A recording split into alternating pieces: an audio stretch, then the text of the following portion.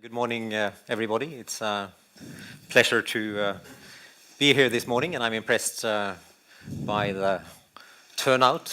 I'm impressed by the depth of the issues you're about to explore today, and I'm impressed by the range of highly qualified speakers to address their various issues.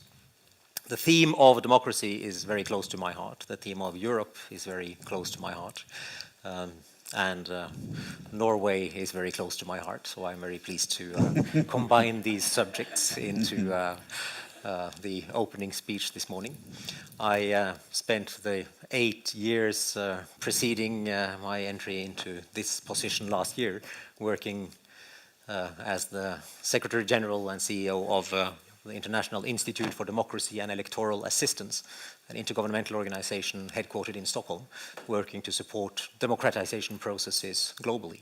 And therefore, I can also claim that I know a few things about these issues, both democracy, the EU, and Norway.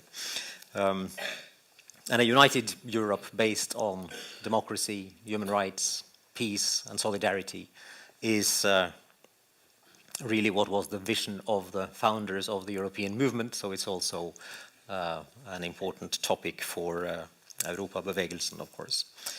I think these are ideas that have led to much good for Europe. It's led to the establishment of very important institutions, and they should continue to inspire new generations of Europeans. Democracy is essentially about two principles. Firstly, popular control over public decision-making. And secondly, the equality between citizens in the exercise of that control. These principles define what Democrats all over the world and throughout all times have been fighting for. Making popular control over public decision-making more effective and more inclusive. Removing elite monopoly over decision-making and the benefits of decision-making. And overcoming obstacles to the exercise of equality, obstacles to participation of various groups, whether relating to gender, ethnicity, language, class, wealth, religion, what have you. Reflecting on these principles, we can clearly see that democracy is never a finished business. Democracy is an ongoing process. It can develop at times at snail's pace, at times in leaps and bounds, and at times facing setbacks.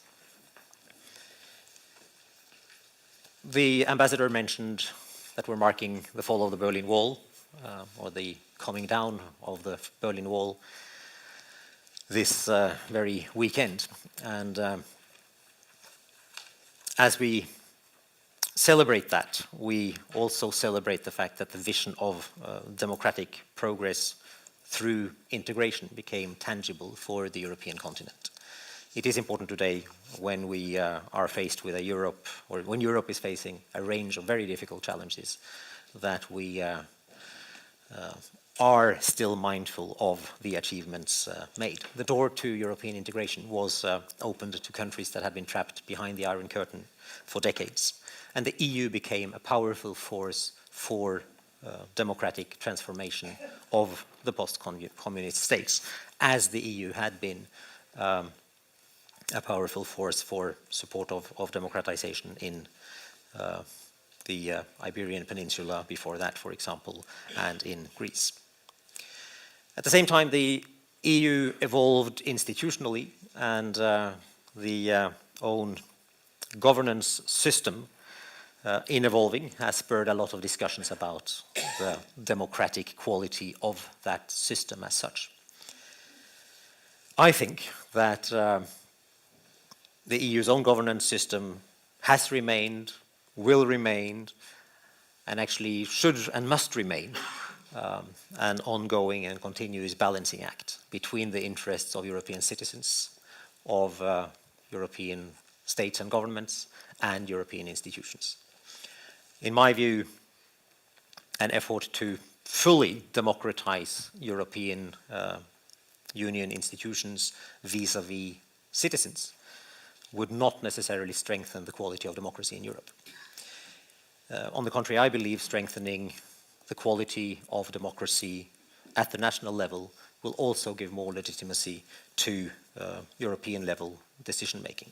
This is not to say that procedures within the European Union cannot be made more democratically effective, but we should maintain the starting point that the quality of democracy needs, as a matter of priority, in Europe today to be strengthened at the national level first and foremost. I believe that would also give legitimacy for the important role that the EU continues to play as an inspiration for democratization at the country level, in member states as well as in countries in the neighborhood. Clearly today the belief in the transformative power of the European Union is at a fairly low point.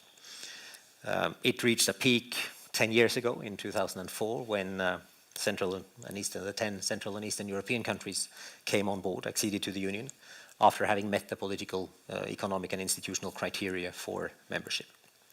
The same year, Jeremy Rifkin wrote his book, The European Dream, setting out this dream where individuals find security through connectivity, where there is full respect for human rights, a dream of a postmodern community and the triumph of Europe as a soft power, a dream of a Europe where zero-sum perspectives are outdated.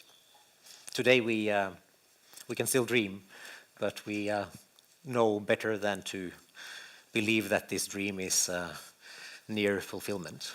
Europe is in a much more difficult situation than in a long time. Europe today is more dangerous than a year ago. We're facing tremendous challenges. This year in Europe, people have been silenced when standing up for their rights.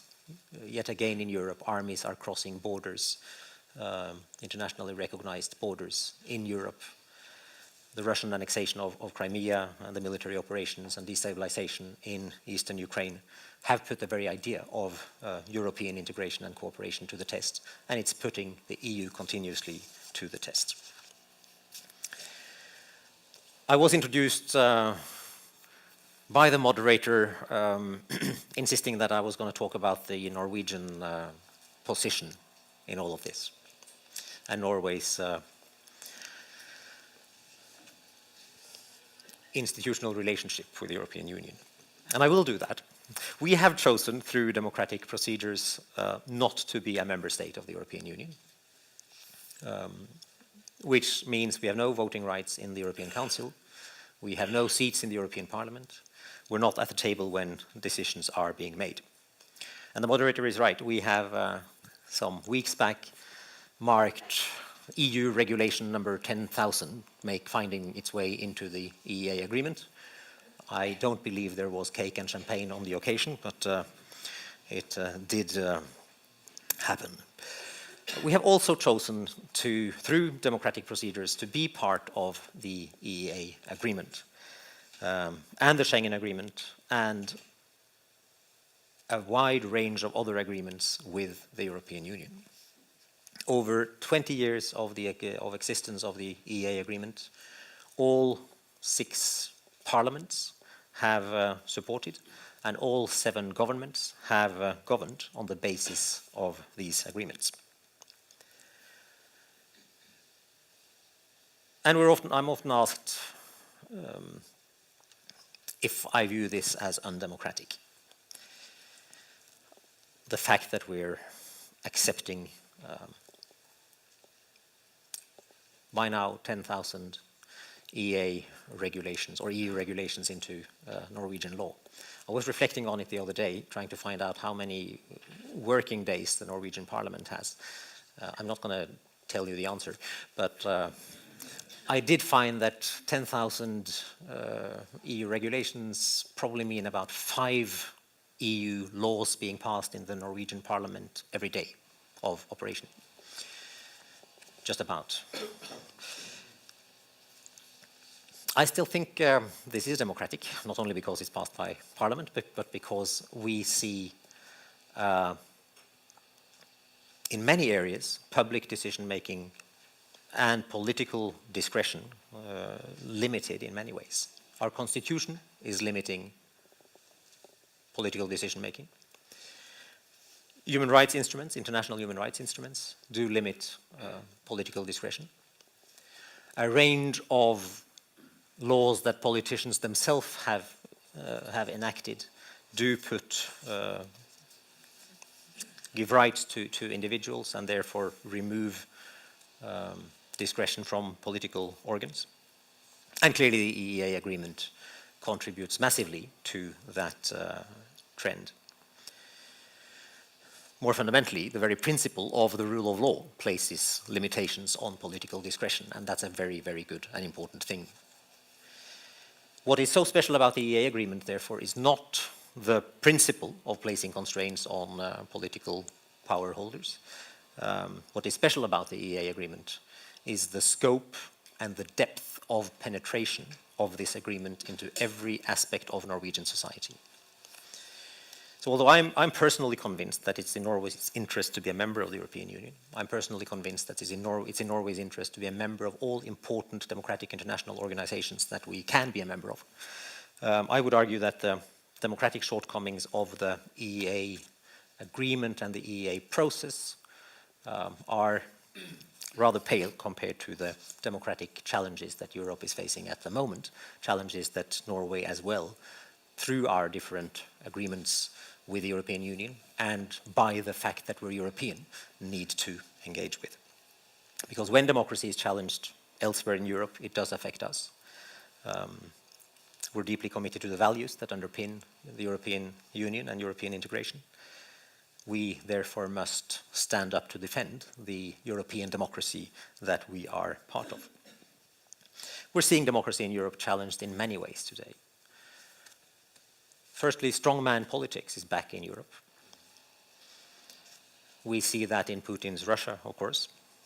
We see how the interplay between internal dynamics in Russia and the external behavior of Russia is a profound threat to the European security order and also undermining the concept of human rights and democracy.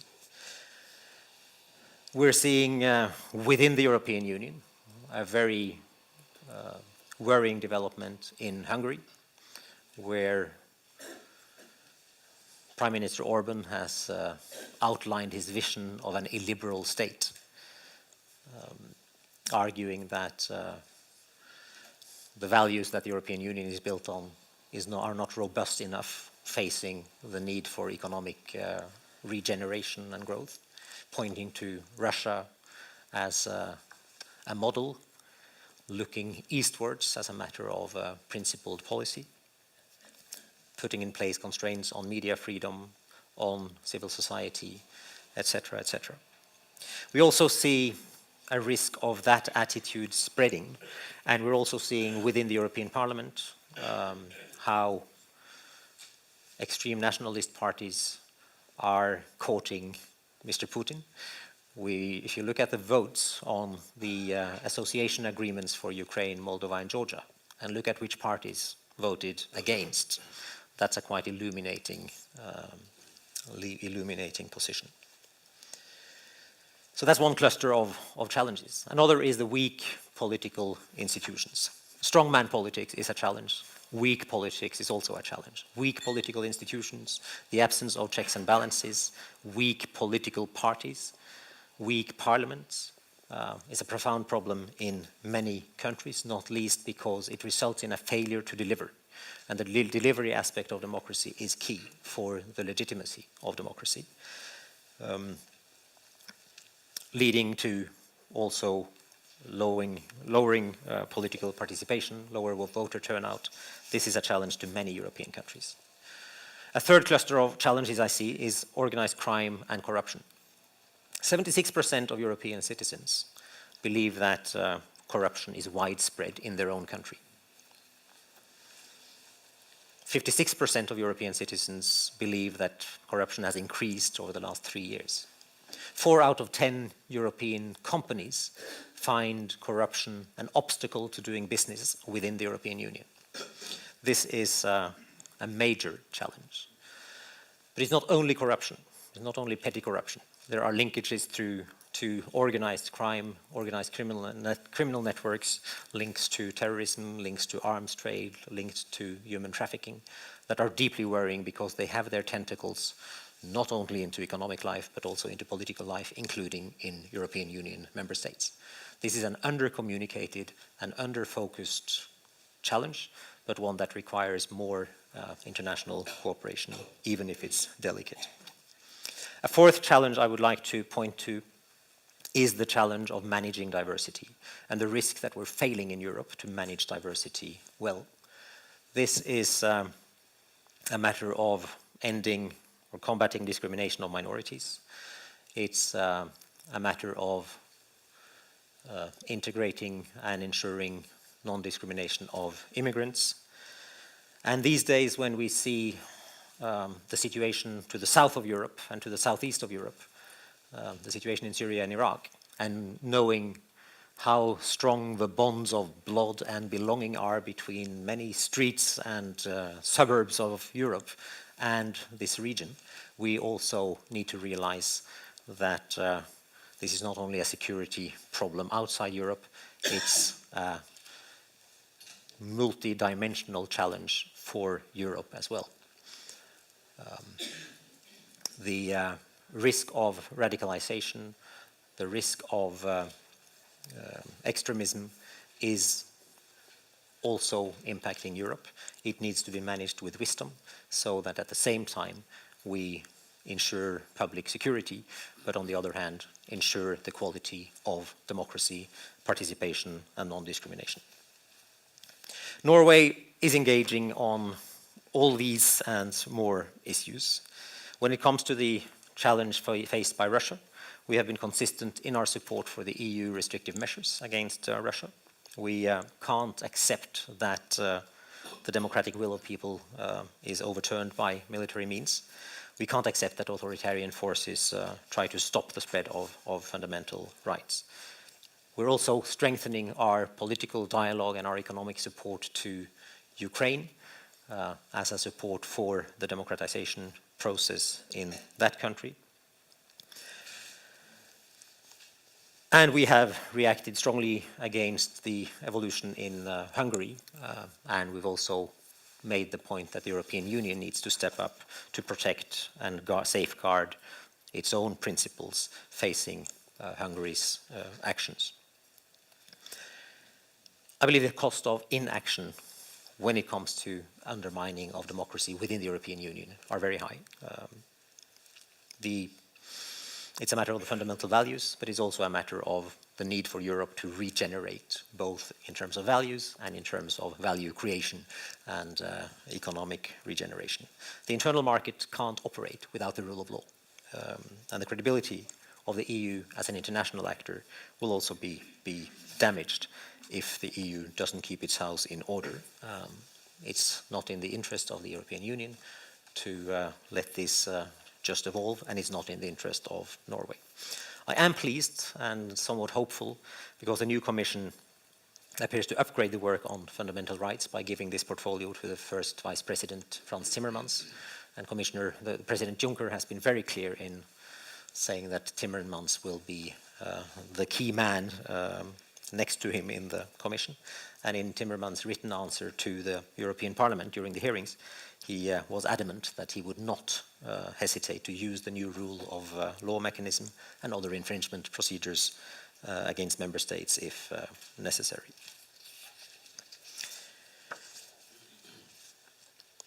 I do believe, and I said this all the time when I was Secretary General of International IDEA, that democracy can't be imposed from the outside. It has to grow from the inside. It has to be nurtured by citizens and by politicians within countries.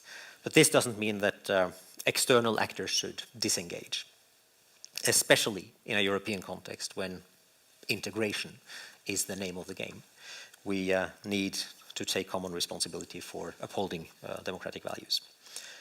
And we need to demonstrate that political competition is also important and a prerequisite for economic competition and for economic development. We must show that integration, continued European integration, in a democratic way can bring solutions to people's daily life problems. And Norway does that through an active participation in policy debates in Europe, including debates like the ones I've touched on now. We do it through targeted contributions to reduce social and economic disparities across Europe. In that way, we help keeping the European dream alive. We keep dreaming. We keep acting both in the European Union and in its neighborhood. Thank you very much.